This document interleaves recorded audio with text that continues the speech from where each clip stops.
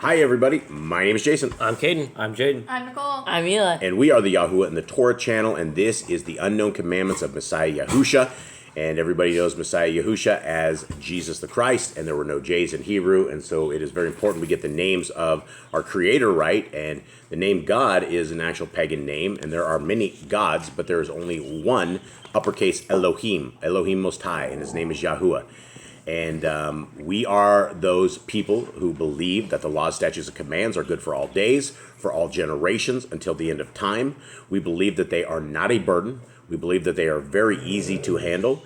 We believe that anyone can keep the laws, statutes, and commands. You are unable to possibly keep the Levitical laws, but you can keep all the others.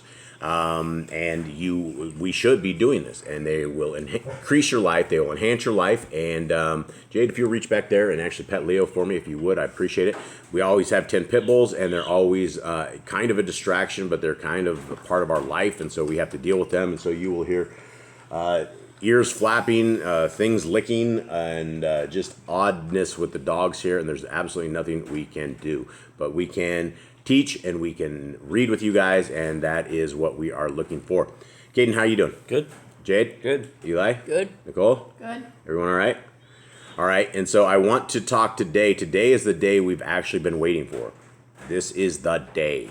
This is the day we actually end up with commandments of Messiah Yahushua. In fact, we don't just end up with one or two, we end up with a whole bunch. So I would like everybody to put on your Berean hats. I want you guys to be, I read this last night, I was confused a little bit with how to actually frame the commandments that we have, that we're getting out of this. And this entire segment that we're doing where we read Matthew, Mark, Luke, and John, we are looking for this. And let me say this before anything, I will be the absolute first to say when I am wrong.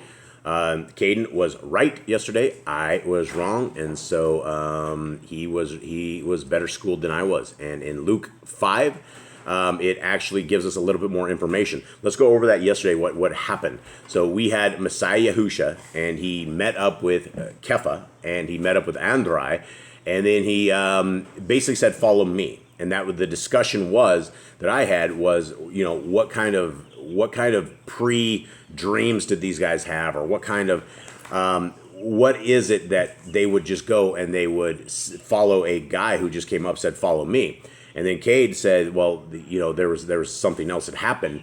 And I remembered other sections where Messiah had the boys toss the net over to the other side, and they drug in this huge load, and it was about the 153 fish. And that is yet another story. So Cade was right in Luke 5. It does give us more details. And so probably the reason why they actually followed Messiah Yahushua was because he had instructed them to toss the net in after they were clinging the net, and they hauled in a huge haul, a miraculous haul, and so they saw something they had never seen before. And so that kind of answered some of the stuff I had questions as to why random guys who were out in the middle of, you know, a fishing boat would just, you know, give up their profession, would give up what their dad was and everything. And so Messiah Yahushua did do a miracle prior, but we do not learn about that until Luke. And so Cade was right, I was wrong.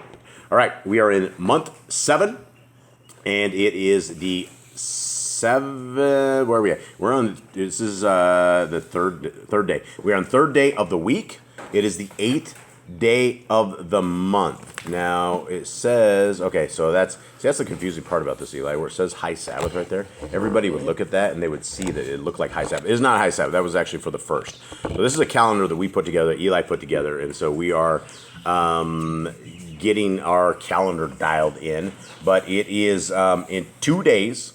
There is the day of affliction tomorrow night, and so tomorrow night at sunset, tomorrow night at 9th on sunset, begins the Day of Atonement, and we don't have a tremendous amount. I mean, people believe that it is about fasting, and it actually doesn't say anything about fasting. It says afflict your soul, and people decide that the greatest way to afflict our soul is to fast, which it does definitely afflict the soul, but it's also about being ready. It's about being ready for our Creator and having your heart circumcised, having your life ready, and keeping. It's just not about keeping this day. It's about keeping all of Yah's days and understanding them. So that is that. We will get into the handy dandy split screen.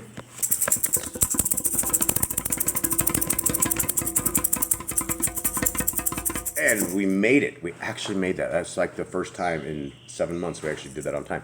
Okay, so thank you guys very, very much. Let me extend out a big hug and a high five to everybody out there. Our digital family. We love you guys very, very much. We value every single person. We love when we see comments on this. We are all over social media now. Not social media, but like we are on Odyssey. We are also on BitChute. And we get a lot of...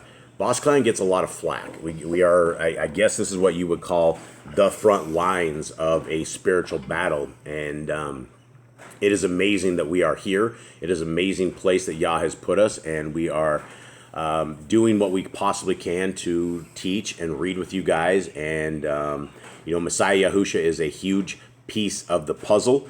And you will have the Christians and say he's the only piece of the puzzle. And unfortunately, that is incorrect because he's part of it, but he's not everything. And I know people will probably flog me and kill me for saying that. That doesn't take anything away from him. It doesn't take anything away from his sacrifice. But we are told that we need to keep the laws, statutes, and commandments of our Creator for all times. And so far, in the first 5 chapters, we've seen nothing that ever says Messiah Yahushua came with a new doctrine or anything of the sort. In fact, last chapter, he actually requotes Deuteronomy twice. And so Nicole has that in her list on the 2 commandments. What do we have right now, 2 commandments? Well, I added him to the other one because I didn't really add him to his commandment list. We don't have our own one yet? I can do it. Okay, I thought that's what we discussed. But anyway, so that's what we would like to do, the commandments of Messiah Yahushua separated. And then when we're done, we're actually going to take the Torah and the commandments of Messiah Yahushua, and we're going to put them all together, and it's going to make this giant, awesome thing where it basically validates all of the Torah, validates all of Messiah Yahushua. And I hope we can do this. All right, so everybody, are you guys ready? You guys have your hats on? Yep. Okay, I need you guys to be thinking. I need you guys to be aware of this. I need you guys to help me find these commandments because I did get a little messed up yesterday, so we'll see. And seeing the multitudes, he went up into a mountain, and when he was set, his Talmudian came unto him. And he opened his mouth and taught them, saying, Blessed are the poor in Ruach, for theirs is the kingdom of heaven. Blessed are they that mourn, for they shall be comforted. Blessed are the meek, for they shall inherit the earth. Blessed are they which do hunger and thirst after righteousness, for they shall be filled. Okay, this is what they call the Beatitudes, right? This is like the Sermon on the Mount. And every Christian, everybody in the world will quote this chapter. And they so blessed are this. So this one particular verse right here, where in verse 6 it said, Blessed are they which do hunger and thirst after righteousness, for they shall be filled. What exactly does that mean, gentlemen? It means that blessed are those that are seeking to follow the Torah. Yeah. Blessed are those that are seeking to obey Yah's laws. Right, and we wouldn't know, you wouldn't be able to have any kind of righteousness at all if you did not have the Torah. And people will say, well, we have the Messiah, and it's by his blood that we are saved, and we can live like we want to live, we can do what we want to do. And they will actually say all this with a piece of bacon in their mouth. And there are, I don't know, probably 3 billion Christians that will have bacon for breakfast this morning, right? And that is not searching after righteousness. That is not thirsting it. That is not hungering for righteousness. When you're hungering for righteousness, you do not want to be against the laws, statutes, and commands of our Creator. Okay, so verse 7. Blessed are the merciful, for they shall obtain mercy. Blessed are the pure in heart, for they shall see Elohim. Eli, did you quit on me, buddy? I was trying to deal with the dogs. I know. It's a mess. Okay. Blessed are the pure in heart, for they shall see Elohim. I thought that was an amazing verse right here, right? Is anyone at this table long to see Elohim? Yeah, I do. I mean, does anyone fear seeing Elohim? I mean, there's something bad might happen if you actually see his face. Is there a commandment that says we need to fear Elohim? Yeah. So does anyone here fear Elohim? Yeah, I fear Elohim. Yeah. I mean, why? Why wouldn't we fear Elohim? If we you don't love him, because you don't care about him, that's why you wouldn't fear him. I think you would not fear him because you're stupid, right? Because you look around at creation and you look at everything around us, And since we are, a lot of people in their own minds are their own gods, right? Oh, there is no God, there is nothing, and they don't create anything, right? They can barely microwave a meal right, let alone, create a bug or create an insect or create anything in life. So yeah, Eli, are you excited? Do you want to see Elohim? Yeah. Are you guys gonna be nervous? What's gonna happen? What are you guys gonna do? Bow down. I'll be on my stomach. Obey I'll be on my stomach. I'll be on there, my face to the ground. I'll have my hands straight out, and I will be very nervous. I will be very scared, and it will not be until Elohim actually calms me down, probably until I will not be, because being in the face of Elohim is going to be a crazy thing. It doesn't matter what we do. It doesn't matter how good we are as people. It doesn't matter what you tithe, because tithing is anti-biblical as well. It matters that we are obeying the laws, statutes, and commands of our real dad. And I'm not talking the earthly dad. I'm talking about our physical dad, our real physical dad up top. And so it's something that is amazing. And I mean, if Messiah Yahushua right here said we shall see Elohim, that to me is an amazing promise. That is an amazing verse. That is an amazing thing. I cannot wait to see him. Okay, 9. Blessed are the peacemakers, for they shall be called the children of Elohim. Oh, we better stop right here, gentlemen. Anyone want to reread that in your verse, your guys' chapters? It says the exact same thing. Maybe you should read it for me. Baruch are the peacemakers, because they shall be called sons of Elohim. Right. What does that mean, peacemakers, gentlemen? People who make peace. Yeah. What does that mean? What does that mean within our own family? How would that look? Mom knows exactly where I'm going. She's back there with a big grin, chuckling it up. Jade, how does that look in our family? What does that mean about the peacemakers? Means don't fight. Oh, go fight. Eli, what do you think that means? The peacemakers. What does it mean to be a peacemaker? Those who stop the fights. Those who stop the fights. What about Not starting them? Not starting them? What does it mean to be peaceable as brothers? I don't know if anyone else out there. I'm an only child, so the whole family thing is a little conflicting to me. I don't understand how brothers, how they love each other. Eli's doing the whole sign of a bus being ridden over by the bus. These are good conversations to have. There are other families out there. If you guys think you're the only people out there that have conflicts amongst your own brotherhood, it isn't. We're talking to a lot of different people. And like I said, I'm an only child, so I don't understand how it is. If I wasn't an only child, I probably would have killed my brother, no doubt. If he treats me like you guys treat each other, I wouldn't understand. I wouldn't know. So what does that mean? How does one be a peacemaker, Jade? Don't fight. Don't fight. Maybe even speak into the mic instead of having your head down here. What does that mean? Don't fight. Don't start fights. Don't conflict. Okay, I still can't hear you real well. Okay, so I know, but your head's down and your demeanor's down. Nobody wants to talk about this in this house because we have these conflicts before, and we're trying to deal with it. So what does it mean to be a peacemaker? How do you not be at war? You don't start anything. How do you? Yeah, hold your tongue. Nicole got it. Hold your tongue. So if you want to be a peacemaker, and you guys are unable to be a peacemaker, maybe we should just hold our tongues. That goes for everybody that is out there. That goes for everything. When what we say, it becomes evil. When we ring that bell, if it is evil. And so it is not just a simple thing here in this house, but it is, that's how to be a peacemaker. We hold our tongue. Okay. 10. That was a good bus ride. Everyone's like heads down. Nobody wants to even talk about this. Jade went into his little hidey hole over there. Okay, 10. Blessed are they which are persecuted for righteousness' sake, for theirs is the kingdom of heaven. And here comes Boss Clan's verse here. Blessed are ye when men shall revile you and persecute you and shall say all manner of evil against you falsely for my sake. I don't know if anyone of you have ever been on YouTube very long, but there is, I don't know how many times people have cursed me out. I have no idea. I mean, just yesterday or the day before, Nicole was mentioning, she's like, I don't think people understand how much affliction we get. And yeah, we get, this is the front lines. I would be, I guess, depressed if we didn't have this kind of affliction. But you can go to BitChute on any day and you can try to, speak to people, but there's some very, very angry, upset people. And when you take them out of their comfort zone, which is their indoctrination of the cult of the Christianity, it breaks their security, and so they get very angry at you. Yeah, so we are blessed, right? Anyone else? Anyone else feel blessed? Yeah. Do I have anyone else here? I feel like the one-man show on this soapbox. So anyone not feel like owned when it comes down to comments and things like that? I mean, you guys have been the end of a lot of evil speak against us, and There's a lot of people where they're just upset. They have to follow the Torah or something. I don't know what their problem is.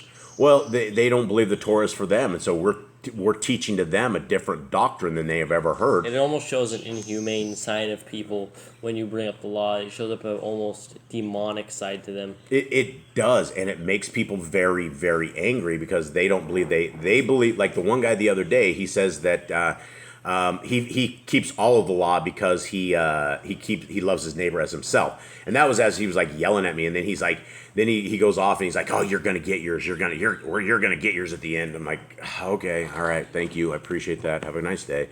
Okay, so it's rejoice, so and be exceedingly glad. 13.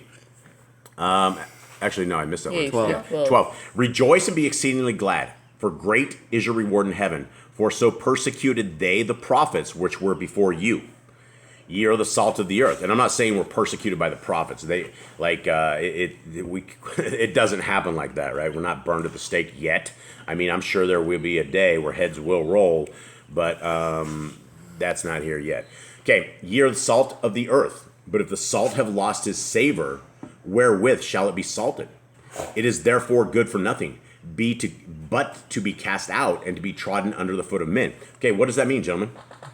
Well, it means that if we lose our flavor, if we lose our ability to teach, if we lose our fire to teach for Yah, then we get thrown out, we get tossed out. What do lentils taste like without salt?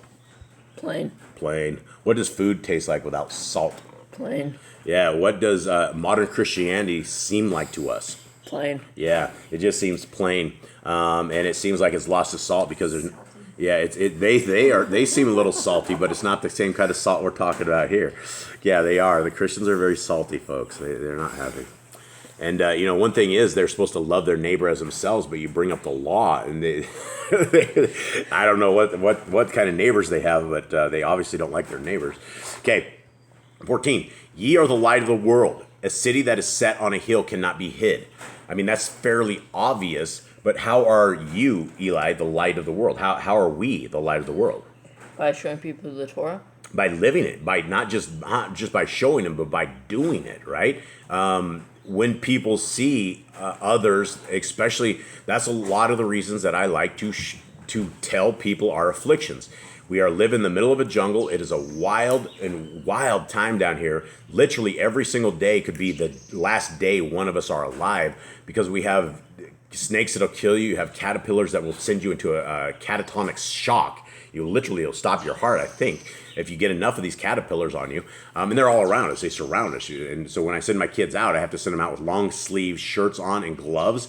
And even then, sometimes these, what they call the caterpillars of the dead, they'll just brush up against it and send the kids into the chambers of sickness for quite a while. It's a mess. So, yeah, and this is why we want to be an example to the world. And this is why we say also that if you want to donate to Boss Clan, it's simple enough. All you got to do is go find the next person that absolutely needs a hug and do that. Give them a hug. Tell them they're loved, show them a little bit about the Torah, show them about the Messiah, and let them know they are not alone. Because if you think the guys are sitting on the side of the road are, happy, they're not. And people are homeless. There's so many broken amongst us. So that's how we say, if you guys want to donate to us, that is the simplest way that you can donate, and we appreciate it, and we need your donations. So if you guys would do that, we appreciate that. Okay, 15.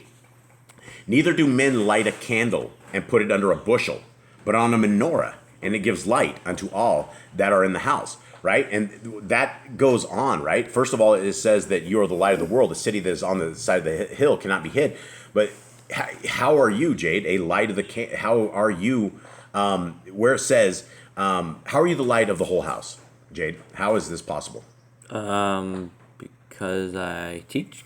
Yeah. We all teach. I mean, not even teach. We just read with everybody. If people, all we're doing is reading with everybody else. We're not we don't have anything of our own to teach. This is all, we're just parrots. We're a giant house of parrots, and we're just reading what people refuse to read.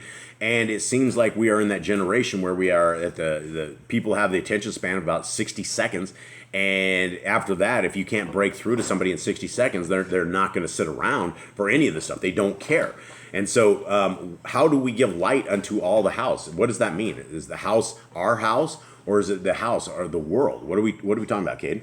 We're talking about the world. We're talking about the light of the world. Yeah. And In a world of darkness where there's no light, there's confusion, nobody knows what the real truth is. We have what it is, and we can go shine that light to other people. Absolutely, absolutely. And if you know what the Torah is, if you live by the Torah and if you shema, hear and obey, then you are absolutely shining a light, and others will see that. The rest of the world is just a bunch of candles, and we just need to take the flame and touch their wick with it, and that continues on. The light continues on. Absolutely, but a lot of these candles are wet. A lot of these candles are wet and will never, ever be able to be lit. And that's very sad, and that's what we're trying to stop. All right, so 16, it continues on. Let your light so shine before men that they may see your good works and glorify your Father which is in heaven.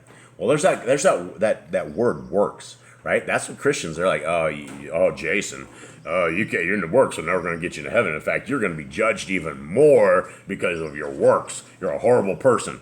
Okay, yes, I'm keeping the law, statutes, and commands of our Creator. I am a terrible, terrible person. I understand that. But that's what it says, right? And this is being an example to others. And again, why Boss Clan does let everyone know when we have cows that die and things that die and just a hard life, because we want to be an example that even especially through the rain, we need to lift our head up and never, ever, ever let our faith waver. We never need to blame our Creator for anything. We need to thank Him even in the rains. Okay, very, very important next thing. Okay, this is one of the most important things. I quote this probably at least once or twice a week to people, and because the Christians will stop on chapter 17, or verse 17 right here. Think not that I am come to destroy the Torah or the prophets. I am not come to destroy, but to fulfill. See, Jason, he fulfilled the Torah, so we don't have to. They know it's too hard to walk, and our Creator did not want this. That's why He sent His Son, so we don't have to do that. What does your guys' version say? Do not think that I came to destroy the Torah or the Nevi'im. I did not come to destroy, but to complete. But to complete.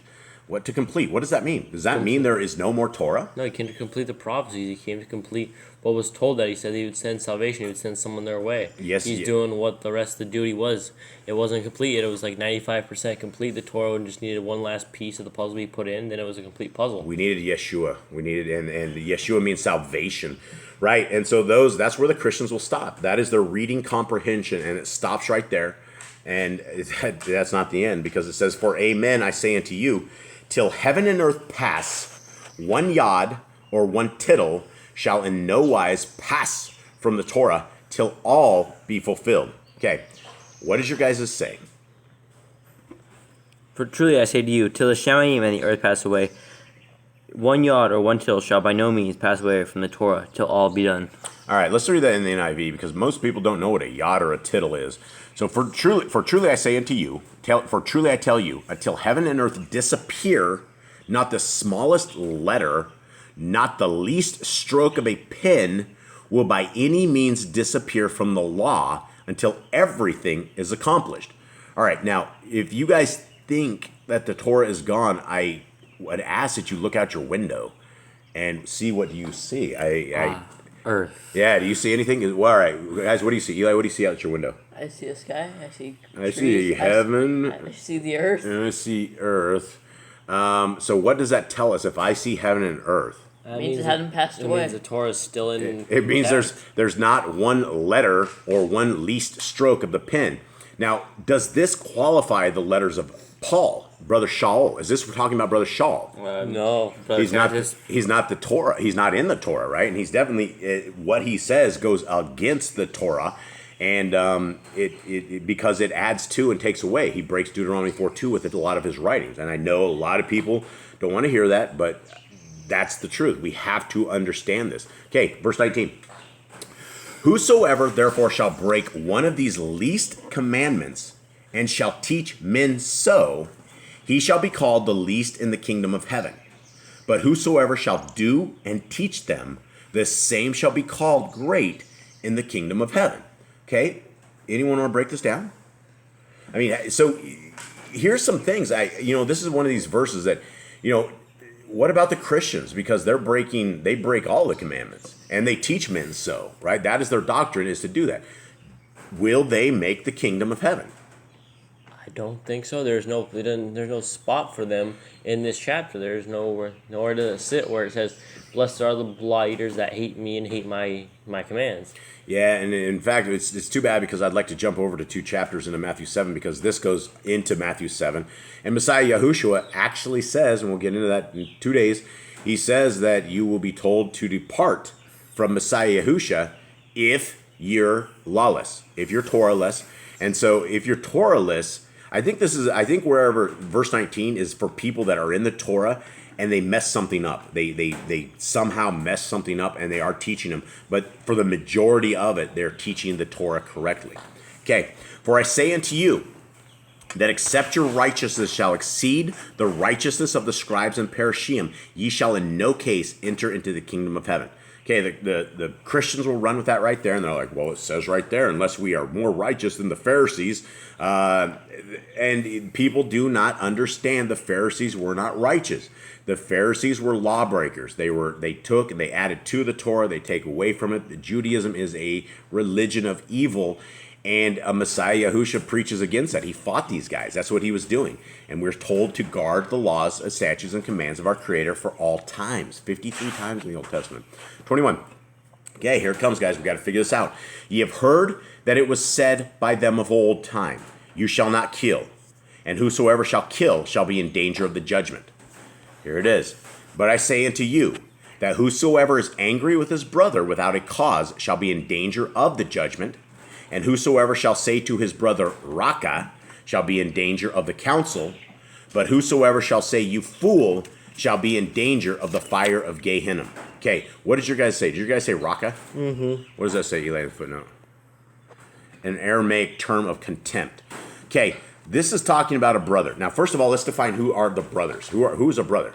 Everyone. Everybody. So there's a brother or sister, right? So this is the first commandment, Messiah Yahushua, right? Whoever is angry with his brother without a cause shall be in danger of the judgment. So if you are, what is the commandment that we should have for this? I don't think is there one or is there three? I don't know if you can say it's a command. It's more like a judgment. Like if you do this, it's going to happen to you. But it doesn't say thou shalt not do it. We don't have anything other in any of the Torah that tells us if we are angry with our brother without a cause. That is not a law. This is now something that everyone needs to understand. This is a law, right? Do you understand this, Jade? Yeah, maybe. Do you guys get this? We didn't have this before. Does anyone know of any commandment out of the 174 that we just went over in the last 6 months that says if we're angry with our brother without a cause, we're going to be in danger of judgment? No, I would say it's not loving your neighbor. But there's one that says, do not hate your brother. Do not hate your brother. Okay. So this is an expansion, but this is a command of Messiah Yahushua. This is something that we do not have, that we have not had, that we need to apply to our lives, because this is if nothing else, it's extremely good thing. Now, the thing I've never figured out is when it says you fool will be in danger of hellfire. People say fool all the time. In fact, Messiah Yahushua, I think he even called out the Pharisees and called them a fool, I believe. But it wasn't for no reason. He had a reason. Right, absolutely, yeah. And what does this mean? What is the command, or how do we do this? I don't want to bypass this, because this is more information. This is more things that we can use to dial in our walk with the Torah. Okay, so you might not call it a commandment, but what is the advice here? How do we frame this? Don't be angry with your brother for no reason. Yeah, and so Raka is a bad Aramaic term. I think it means like useless or worthless or something. Yeah, you idiot or something. I don't know. Mine says, you cursed fool. You cursed fool. You empty-headed idiot. You empty-headed idiot. I've heard that. Okay. Well, so how do we do this? So maybe I better stop calling you guys this whenever bad things happen. You guys have done some idiotic moves. What are we dealing with here? Okay, so what is the commandment, gentlemen? This is where I got stuck. Don't be angry with your brother for no reason. And does that fall under all three of them? Because this has whoever shall say to his brother Raka, And also it says you fool. So it's like, I mean, I think they're saying these things because they're angry with him. yeah, you're fighting with your brother, right? So what is the commandment, folks? I think there should be 3 commandments, which is 1, don't be angry with your brother without cause. Do not call your brother whatever raka means, and don't say to people that you fool. Yeah, but whosoever say you fool shall be in the danger of the fire of Gehenna. Okay, yeah, that's probably right. There's probably 3 things there on that. Nicole? Working it. Okay, so let's go to the next one. There's going to be a few here. Therefore, if you bring your gift to the altar, and there remember that your brother has aught against you, leave there your gift before the altar and go your way. First be reconciled to your brother, and then come and offer your gift. There's another commandment. So basically, don't go before Yahuwah if you're angry with your brother. Brother's So angry it's like your heart is unclean, right? You have a contempt, your heart unclean. You need to go wash up before you come back into the camp and deliver to Yah. Yeah, and that's very hard words, because once we get into an anger mode, especially with someone, it's extremely hard. I mean, that's the power of the grudge, is you will run a grudge for the rest of your life. Nicole, what do you got? We just can't bring things to the altar, though. We can't bring things to the altar, but that is, I'm thinking that's even like going, because we have other commandments later where it talks about if you don't even go to Yah in prayer unless you have forgiven your brother, because your prayers will not be heard. So this is basically, it's like you need to forgive your brother before you attempt to get atonement for your sins. And since we do not have an altar, we have Messiah Yahushua. So if you're asking Yah for forgiveness by the blood of Yahushua, that's the same as going to the altar. That's it. That's the exact same. So this would be another commandment. So if you are Forgive your brother before. Forgive your brother before you go ask for forgiveness. Because, I mean, that's essentially what the altar is. It was a way to sanctify yourself, to cleanse yourself. And if you are angry, after you sanctify yourself, then you walk away angry. And all of it is for naught. Okay, we good? Yep. 25. Here's more. Agree with your adversary quickly, while you are in the way with him, lest at any time the adversary deliver you to the judge, and the judge deliver you to the officer, and you be cast in prison. Okay, there's more commandments, right? This is nothing we've never heard this before. This is new stuff. Well, obviously they don't do the 2 witnesses anymore. Like, they've gone into so much corruption, they don't have 2 witnesses, because this is just one brother fighting with him. They just throw him in prison for he said, she said, it seems. Yeah. So he's just giving advice at this point, saying, the world is so corrupt, you guys don't follow laws anymore. Here's what you need to do to keep yourselves out of trouble. Yeah, and this is really, really good advice even for today. Is the rich man will throw you into jail. The rich man will send you into, will do with the court stuff. And I don't want to go down the lane of little Manny that we had, but we had Evil Mark Cornish, the Satanist preacher from down here, and he sued us for $100,000 because we went against them. And essentially, he wouldn't want to do, if he was even keeping the words of Messiah Yahushua, he would have, number one, he would have went and saved the kid. But you know what? Yah had his way, and that is the way. So there's a new commandment. Do we have that? What is the name of this one? Make well with your enemy. Yeah, don't provoke your enemy. Don't provoke your enemy to be on deal. Or what is the command, Jade? Mine begins in the beginning with be well minded with your opponent. That's how it starts. So maybe be well minded with your enemy. I think it's settle the dispute. Settle the dispute with your enemy before it goes too far. I think that's good. I think that, Cade, you got that. Okay. 26. Amen. I shall say unto you, you shall by no means come out thence till you have paid the uttermost farthing. And so that goes to the last one. Mine says you pay the last quarter. Yeah, and they will. They'll literally throw you in jail. They will have a bond over you. You will have to pay people until it's all said and done. And the rich people always win. That's the way it is. So the poor just get owned. Okay, here's more. Okay, 27. Ye have heard that it was said by them of old time, you shall not break wedlock. But I say unto you that whosoever looks on a woman to lust after her has broken wedlock with her already in his heart. Okay, there's a new commandment. If you look at a woman and lust after you have broken wedlock. You commit adultery. You commit adultery, yeah. So if you and this is pornography. Gentlemen, this is as simple as this is. One 5-second viewing of pornography and you have committed adultery on your wife, you have done damage beyond anything you can ever do, because those memories will be with you forever. You will never, ever be clean. They did not have pornography like this, like we had the days of Larry Flint and Playboy and all these evil, evil, evil things. And now the entire world lives with their clothes off. Nobody has any kind of modesty at all. And it's no longer a secret. It's no longer a prized possession for people. And it's wicked. It is very, very wicked. So if you are watching 1 second of pornography, you're breaking your wedlock with your wife. And that's the bottom line. Bottom line. That's what Messiah Yahushua says. Okay. Nicole, did you get that? Yep. Okay. 29. And if your right eye offends you, pluck it out and cast it from you. For it is profitable for you that one of your members should perish, and not that your whole body should be cast into Gehenna. Yet more advice, right? Is he literally talking about plucking your eye out? Yeah, I think so. I would say so. I think so, yeah. Yeah, it is. He's very, very true. Like, if you are unable to stop watching pornography, you need to take that laptop and you need to smash it over your knee.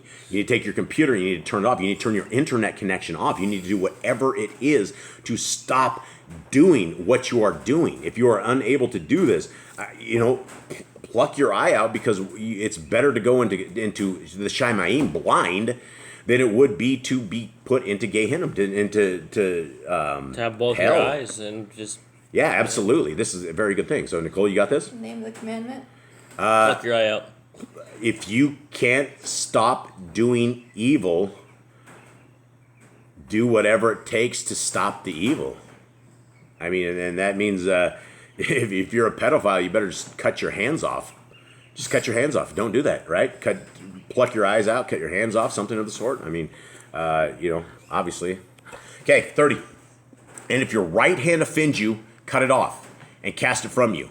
For it is profitable for you that one of your members should perish, and not that your whole body should be cast into Gehenna.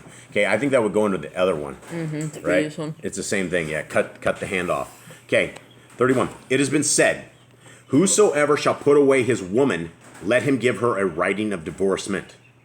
But I say unto you, that whosoever shall put away his woman, saving for the cause of fornication, causes her to break wedlock, and whosoever shall marry her that is divorced breaks wedlock. We have this command, right? We know this. Is there something new? But he says, I say unto you. What's new to this? I think the thing about putting it away, because they usually put it away for like Any reason. Jerry, Jealousy, that's yeah. it. You got it, Jay. That is it. Okay, so that is the command. Only adultery if you put her away, because that Don't put your woman away except for committing adultery. fornication, for adultery. Nicole, you got that? Yep. All right. Okay, 33. Good job, Jay. That was a good one. I didn't have that. Again, ye have heard that it has been said by them of old time, you shall not forswear yourself, but shall perform unto Yahuwah your oaths. Right? And we know that as a command, right? Keep your oath to Yahuwah. But I say unto you, swear not falsely, neither by heaven, for it is Elohim's throne, nor by the earth, for it is his footstool, neither by Jerusalem, for it is the city of the great king. Okay, I don't know how, if there's a spinning ball earth, how is it possible it is a footstool for our Creator? Said, do not swear by the earth, because it is soccer ball. Yeah, or spinning around. It didn't say that. So the Bible scriptures again prove again and again and again we're not on a spinning water ball as monkeys. Okay, so you got that, Nicole? What is that one? Do not. Okay, so you're not supposed to swear using the earth or the heaven. Do not swear falsely by the heaven or the earth. I say don't swear falsely at all, because that's what it says in my 34. It says, but I say to you, do not swear falsely at all. And then it tells don't buy this. Oh, don't yeah, buy yeah. this. That's good. Yeah, so you're right. And 36 will also go into it. Yep. And so 36 is neither shall you swear by your head, because you cannot make one hair white or black. Okay, so basically it's saying I swear. If you just go I swear, you're swearing by your own head. I swear, right? And so do not swear falsely, or by heaven, or by earth, or by yourself, is what the command would be.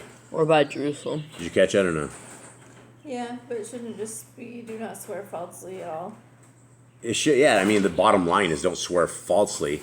And And I don't know if falsely is neither by heaven or if you're not supposed to swear. I swear to heaven's gate or something, or I swear to the earth or something, because these are all Yah's thing. So I think it's different. I think it's swear. Number one, swear not falsely.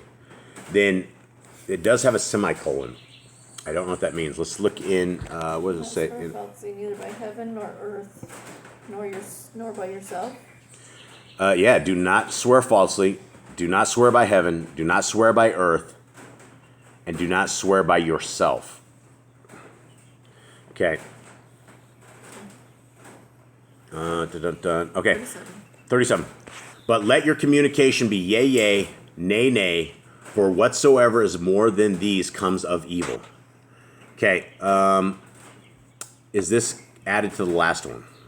Yeah, you just said let your yes be yes and your no be no, and what goes. That is. What goes beyond these is from the wicked one. Right. And so, I don't know, is that a new commandment, though? If you just, number one, we shouldn't be swearing by this stuff, but if I think that goes into the last one. But let your communication be yea, yea, nay, nay, for whatsoever is more than these comes of evil. I think that's kind of like do not lie. But let your communication be yea, yea, nay, nay. I think it goes above the other stuff, right? Your communication would be when you were like, oh, I swear to God, you would be you're trying to convince somebody that you're honest is what you're doing, or like people say it all the time, and people don't understand that they don't keep Torah. So if you're swearing by God, that doesn't mean anything. You're like, okay, who God? Which God? Which God are you talking about? I think that should be its own. Let your yes be yes and your no be no. Okay. Okay, it was right under it. Yeah, no, it's something. There's no semicolons there, so it is a new line. Okay. So yeah, let your yes be yes and your no be no, and don't try to convince others other than that. Okay. 38. You have heard that it has been said, an eye for an eye and a tooth for a tooth. But I say unto you, that ye resist not evil, but whosoever shall smite you on your right cheek, turn to him the other also. Okay. That's hard. That's hard words, especially for this brawling house. This is one of these things that, the problem is these guys down here, if they struck you, it'd be like a fly. They're like 5'2", and we're a bunch of brawlers. So this is something that we need to, I guess, understand. It is why is this different? We don't have anything like this before, right? We do know an eye for an eye and a tooth for a tooth.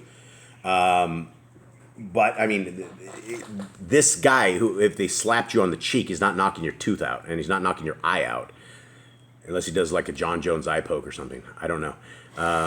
Sorry, that's just a joke, inside joke. So what is this a new commandment here? Turn the other cheek. It's basically don't hit back, like they don't fight back. What is the point of this? Forgiveness, loving your brother, peacemaking. Where does the line draw? If he smacks you like 4 or 5 times, he's beating the snot out of you. He hits you, and at some point you got to protect yourself. Where the Messiah doesn't say that. He says turn the other cheek. And why is he hitting you? Yeah, why is this guy hitting you to begin with? And what's the situation? What have you done? Yeah, what's this? I guess you would have to be a righteous judge in this. And what is the point of this? Forgiveness, peacemaking. Don't jump into. It's real easy. Somebody strikes you to totally smote them, right? It would just be that's your first thing you're going to think of, is hands up, chin down. That's what you guys have been taught all your lives, and so it would be very easy to show them what real violence is about, and so we have to understand that that's not the right thing to do. And there's going to be a lot. It's got to be righteous judgment, but a lot of these are for us as well. We need to walk as Messiah Yahushua walked, and he was a peacemaker, right? All the people that were messing with him, he did just this. He turned the other cheek. Remember when Caiaphas smacked him in the head, and he, he's like, for what did you do? What law did I break? So, Nicole, you got this? Okay, here we go. 40. Yeah. And if any man will sue you at the judgment and take away your coat, let him have your cloak also. Okay. And if anyone wants to sue you and take your shirt, hand him over your coat as well. Okay, so it's yet another commandment. What is the point? Basically stop conflict. Yeah, peace. Like if somebody's willing to take away your coat, what does that mean? If somebody wants to take your coat, Take what you have. They want to take everything you have. They want to take your. here's how I see it. If somebody's really willing to take your coat, most people will come up to you and pull a gun and take your wallet, right? They're not going to take your coat. I guess suppose they would take your coat. If they don't have a coat, there's probably something wrong, right? These people, they're in need of something. And so if you take your coat, then you let them have your cloak as well. And I think it says, the NIV says if he takes your shirt, hand him your coat as well. If somebody literally wants to take your shirt, they probably are in that state where they need it, or why would they be taking your shirt? But if that's the case, then instead of being angry at them, you need to give them more stuff, and you basically help them out, help them when that is. So you have that? Stop conflict and make peace. I don't know. Give unto the broken more than what they try to take. I don't know. Maybe. Okay, 41. And whoever shall compel you to go a mile, go with him 2. So if anyone forces you 1 mile, go with them 2 miles. Does that mean somebody kidnaps you and sticks you in the car? No. What does this mean? I'm pretty sure like helping them, walking with them, or something of that sort. Yeah, I mean, if somebody's like, please come help or something like that, or they, please come right now, I need your help or something, and they want you to go that 1 mile, go 2, bring them back, do whatever it is. I mean, this is all about helping our brother, having peace, loving our neighbor as ourselves, all of this kind of stuff. Okay, so Nicole, you have that? I'm wondering if the next ones all go together. Okay, give to him that asks of you, and from him that would borrow of you, turn not away. That's a new one, so that's different. Okay. So yeah, if somebody forces you to go with them, go the full distance. Whatever, go back with them. I mean, help them, do whatever it is to get them out of the problems that they are having, I believe is the point. And I may be missing this. I think I might do better on the Torah than I do on the side of Yahushua. There's not quite a fine line here. The Torah is a little more Cut and dry. And a little more like demanding. violent. It's a little more demanding. It's a little more like you shall. This one is like different. Yeah, Messiah Yahushua, he does come with a different message. It's not different, but it adds to the overall message, and it makes a lot of sense. Okay, 42. Give to him that asks of you, and from him that would borrow of you, turn not away. Yep. And we already have that. Because we're told, especially in Jubilees, like if somebody comes to you. But this is an overall blanket statement. This isn't talking about people of your own tribes. This basically says, give to him that asks of you, and from him that would borrow of you, turn not away. If somebody needs something, give it to them, is what it is. If you have the capability to give it to them. Nicole, you got it? Mm-hmm. Okay, 43. Ye have heard that it has been said, you shall love your neighbor and hate your enemy. Does it say we have to hate our enemy? Who says it's hate our enemy? What's the footnote on that, Uncle? Leviticus 19:18. We missed it. Yeah, read that real quick, will you?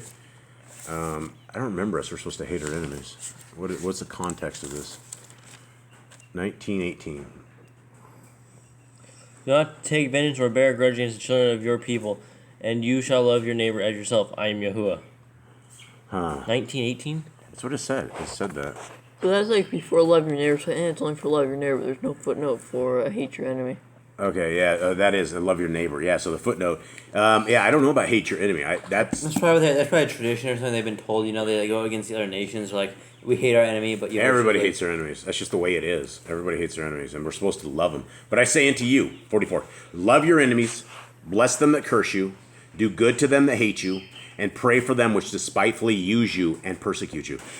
There's a lot of commands there. And it goes way shorter. Yeah. 45, that ye may be the children of your Father which is in heaven, for he makes his sun to rise on the evil and on the good, and sends rain on the just and on the unjust. Okay, so number 1 is love your enemies. Bless your enemies. Bless your enemies that curse you. There's 2 commands. Do good to them that hate you.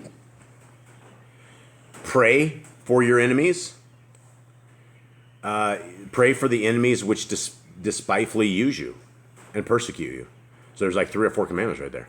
Love your enemies, bless them that curse you, do good to them that hate you, and pray for them which despitefully use you and persecute you. There's 4 commandments right there. What was the last one? Sorry. Pray for them which despitefully use you and persecute you. All right. And then 45 is essentially, he says, why? That ye may be children of your Father which is in heaven, for he makes his sun to rise on the evil and on the good, and sends rain on the just and on the unjust. Guys, that is a huge point right here, because we don't understand. Well, I guess we do. We look all around this world, and if you guys look around this world, very evil people make it to the top, right? You do not make it to the top unless you're a Freemason scumbag and you sold your soul to Satan. And if you are a holy person, you do not make it to the top. If you are hell-bent on Satan's ways, you will go very, very far, and you will become a champion of this world. And that champion of this world is simply the bottom of the totem pole when it comes to hell. So you don't want to do that. Okay, so you got that, Nicole? Yeah. For if ye love them which love you, what reward have ye? Do not even the publicans the same? And that's huge, right? And tax collectors. Yeah, tax collectors, and we hate the tax collectors. Do we hate the tax collectors? No. Well, we should. We shouldn't hate them. We hate what they do. We Yeah. don't hate them. We hate their job. Yeah, well, there's how many of them with guns now? The IRS guys. 87,000. 87,000 IRS agents with guns.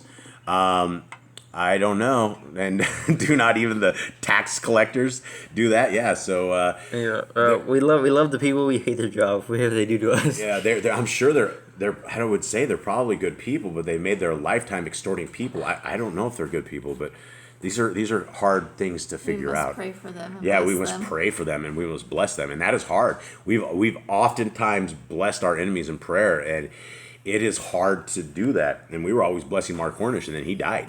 Yah didn't do that, so I guess so. We were always praying for him. Yeah, even him. They was suing us for $100,000, and Yah planted him on his face. Okay. And if ye salute your brethren only, what do ye more than others? Do not even the publicans do so. Okay. Do not even the pagans in the NIV. So publicans and pagans. What did your guys say? Tax collectors. Again, the tax collectors, 47? They really hate the tax Yeah, collectors. the pagans. The NIV calls the tax collectors the pagans. That's good. But in the verse about it says tax collectors. Tax collectors and pagans. Yeah, so that's weird writings in that. All right.